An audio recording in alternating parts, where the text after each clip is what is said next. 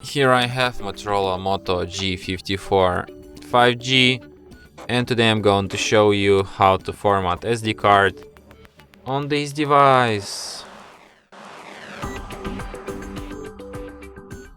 So to do this, firstly you have to go to settings, then you should go to storage section, switch to to SD card, tap on three dots here and select format.